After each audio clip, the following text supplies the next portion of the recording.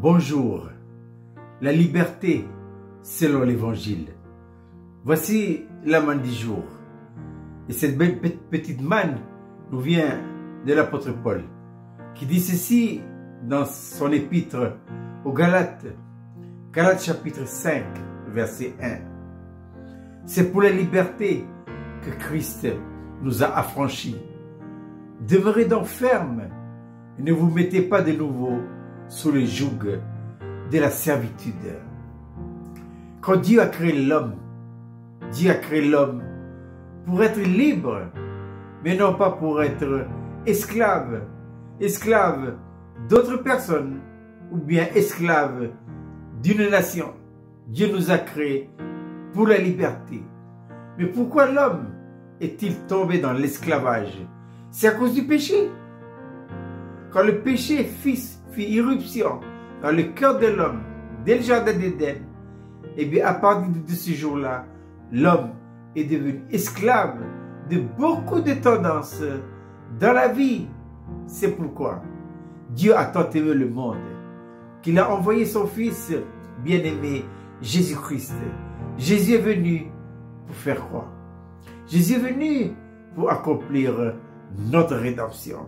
En d'autres termes, Jésus est venu pour nous sauver de la mort à la vie, des ténèbres à la lumière. Mais également, pour résumer tout ça, Jésus est venu pour donner à l'homme la véritable liberté. La liberté, ce n'est pas la liberté des opinions. La liberté, ce n'est pas libre de faire ce qu'on veut et faire n'importe quoi. La véritable liberté, c'est la liberté en Jésus-Christ. Quand nous sommes en Christ, eh bien, nous vivons, nous expérimentons la vraie liberté.